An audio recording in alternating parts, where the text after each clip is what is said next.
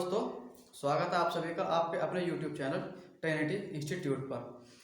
तो देखिए, जैसा कि हमने लास्ट वीडियो में आपको गांधी जी के भारतीय आगमन के बारे में बताया था, और आज की वीडियो में जो बात करने के लिए की थी हमने, वो की थी कि जो रोलेट एक्ट हमारा जो जलियांवाला बाग हत्याकांड है, इसके बारे में आपसे हम बातचीत करेंगे।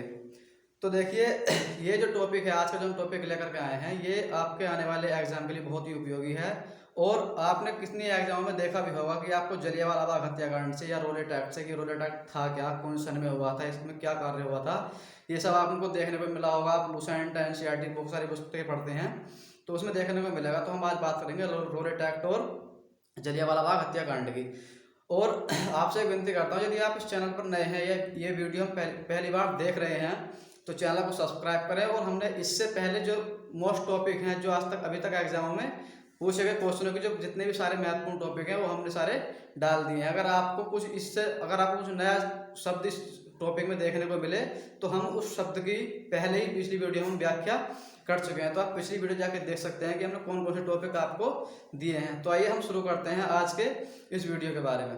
देखिए, जलियांवाला बाग हत्याकांड या रोलेट एक्ट हम कह सकते हैं कि रोलेट एक्ट की परिभाषा क्या होती है। सबसे पहली बात यह है कि रोलेट एक्ट हम कहते किसे हैं। तो देखिए, रोलेट एक्ट जो होता है, रोलेट एक्ट वो होता है जिसका कोई वकील ना हो, कोई दलील ना हो या कोई अपील ना हो। मतलब कि अगर आपके पास कोई जुर्म है या आपने कोई अपराध किया है, तो आप ना तो उसमें कोई दलील कर सकते हैं, ना अपील कर सकते हैं, और ना ही कोई मतलब वकील कर सकते हैं। कहने की बात यह है कि, और इसकी एक मुख्य बात यह थी कि मुख्य बात यह है कि इसको अंधा कानून भी हम कह सकते हैं। रोलेट एक्ट को अंधा कानून हम इसलिए कहते हैं क्योंकि जब अंग्रेजों का शासनकाल था 1919 ईस्वी में, अगर किसी चौराहे पर या किसी स्थान पर 3 से 4 या 2 से 3 लोग अगर इकट्ठा खड़े हुए मिल जाते थे, तो उनको किसी ना किसी मतलब बिना ही अपराध के उठा करके उनको जेल में डाल दिया जाता था। और जेल में डालने के बाद उनके जो बात है, अब ना तो वो कोई अपील कर सकते हैं छुड़ाने के लिए, ना दलील कर सकते हैं, ना कोई अपना वकील कर सकते हैं। तो इसलिए इस कानून को हम अंधा कानून भी कहते हैं। ठीक है, अब हम बात करते हैं कि ये कानून किस लिए किया गया था। ठीक है, तो 13 अप्रैल 1919 ईस्वी, क्या सन है, 13 अप्रैल 1919 ईस्वी, 13 अप्रैल 1919 ईस्वी में जलियांवाला बाग हत्याकांड जो हुआ था, कहाँ हुआ था? ये जगह पड़ती है आपकी अमृतसर। कहाँ पर? अमृतसर। तो अमृतसर में एक जगह पड़ती है जलियांवाला बाग, एक बाग था इसे कह सकते हैं, इसलिए इसका नाम बाग रखा हुआ है। ठीक है, तो सैफुद्दीन किल्चू, क्या नाम था? सैफुद्दीन किचलू या किल्चू भी आपको कहीं पे लिखा हुआ मिलता है, और सतपाल सैनी,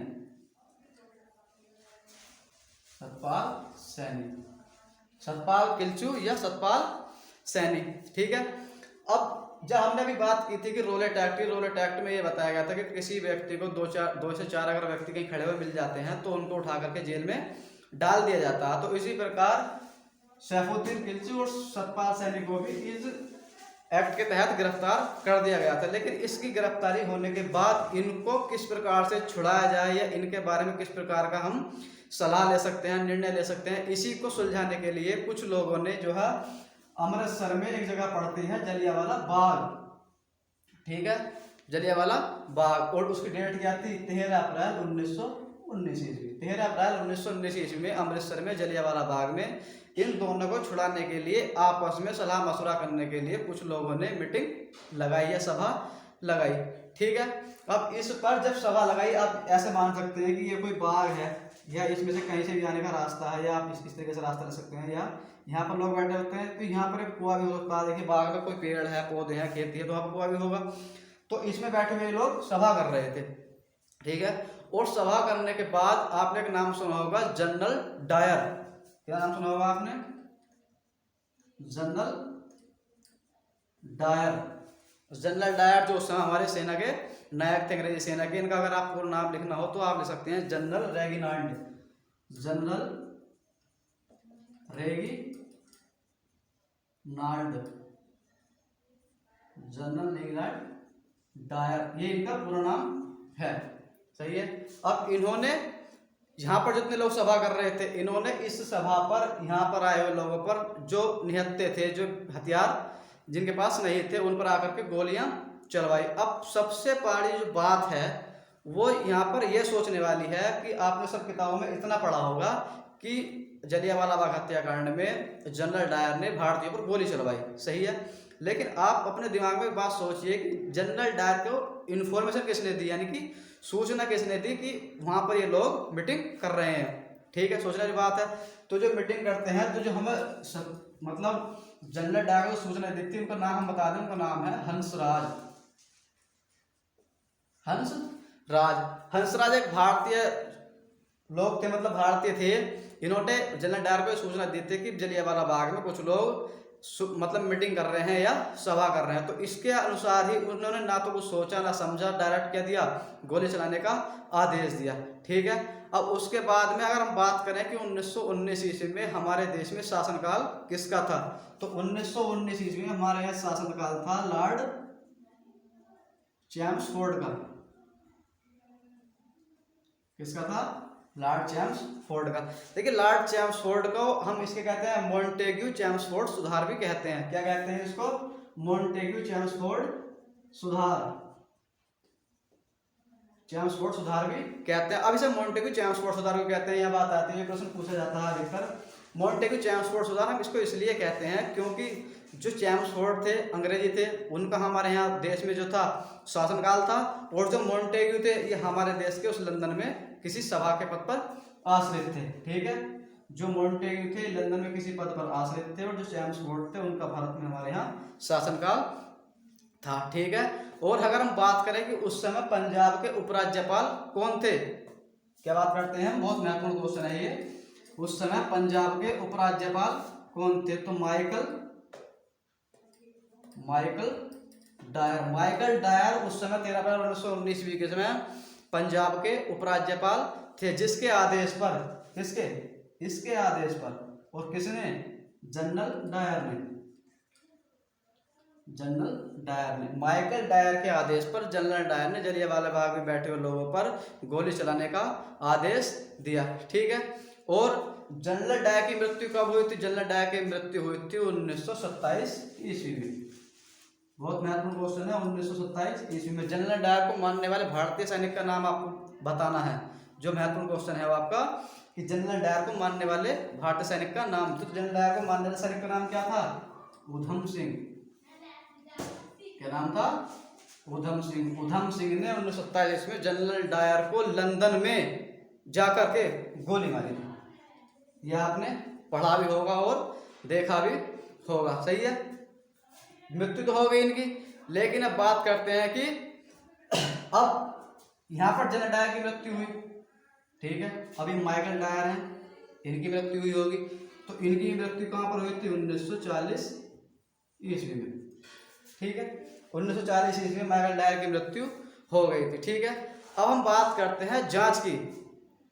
ठीक, हम बात करते हैं आगे। अब देखिए, जब ये 1919 में जलियांवाला बाग हत्याकांड हुआ होगा, तो इसमें कुछ ना कुछ तो लोग मरे हुए होंगे। देखिए, सबकी अपनी अलग अलग रिपोर्ट है कि कांग्रेस ने कुछ बताया, अंग्रेजों ने कुछ बताया, भारतीयों ने कुछ बताया। तो इसकी जांच के लिए भारतीयों ने कहा कि हमें इसके जो है जांच पड़ताल चाहिए कि हमारे कुल कितने लोग इसमें मारे गए हैं। तो इनकी मांग पर एक कमेटी का नाम बनाया, उसका नाम क्या था? हंटर समिति, इसको हम कमेटी भी कह सकते हैं,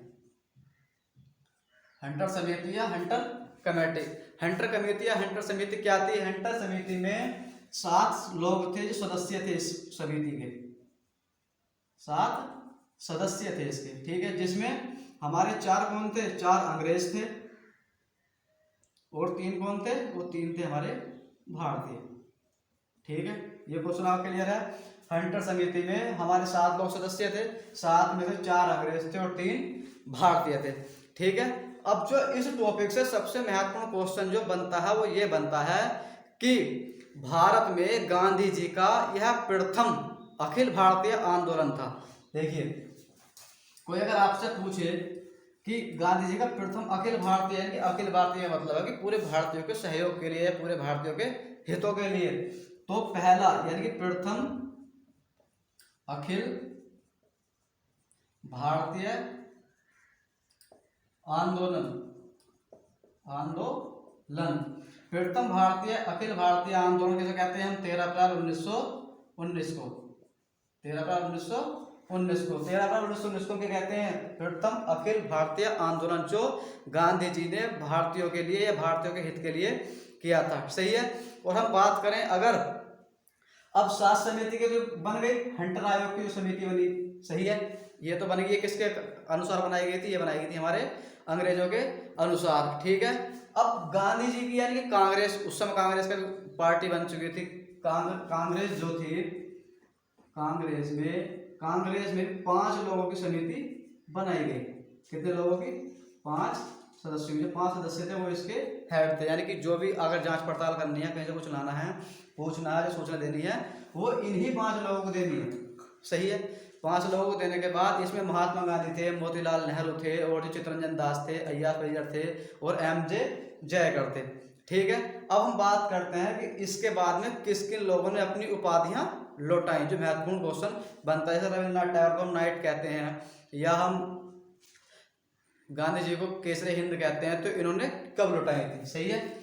जब ये हमारा आंदोलन हुआ 13 अप्रैल 1919 ईस्वी में, जलियांवाला बाग हत्याकांड, तो इसमें यानी कि नरसंहार, यानी कि नरसंहार का मतलब होता है कि इसमें लोगों की मृत्यु हुई। इन लोगों की मृत्यु होने के बाद गांधी जी को, रविन्द्रनाथ टैगोर को बहुत दुख हुआ, और दुख होने के बाद में गांधी जी ने अपने केसरी हिंद की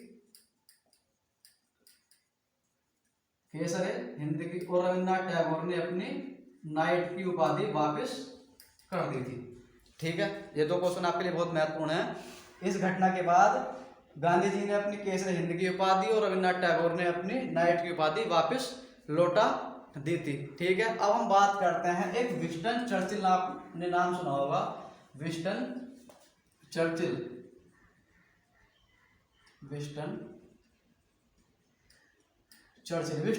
उस समय, या हम कह सकते हैं ब्रिटेन के प्रधानमंत्री थे या इंग्लैंड के प्रधानमंत्री थे, जो अंग्रेजों के उस समय प्रधानमंत्री थे, विंस्टन चर्चिल ने इसको क्या कहा था? इसको कहा था एक पैशाबिक कांड। क्या कहा था इसको? एक पैशाबिक कांड की संज्ञा इसको दी थी। ठीक है। अब पैशाबिक कांड क्या होता है? यानी कि वो कांड या वो चीज जो हमारा करने का पेशा है, या जो हमारा पेशा है, उसको हम क्या कहते हैं? एक पैशाबिक कांड बोलते हैं। यानी कि इन्होंने इसलिए कहा था कि ये तो एक पैशाबिक कांड, यानी कि ये इनका पेशा है लोगों को मारना। ये किसने कहा था? हमारे विंस्टन चर्चिल ने। अगर हम बात करें C.F. एंड्रूज की, C.F. एंड्रूज की, तो इसने क्या कहा था? इसने कहा था जानबूझकर की गई हत्या। इन्होंने क्या कहा था इसको? जानबूझकर की गई हत्या। ठीक है।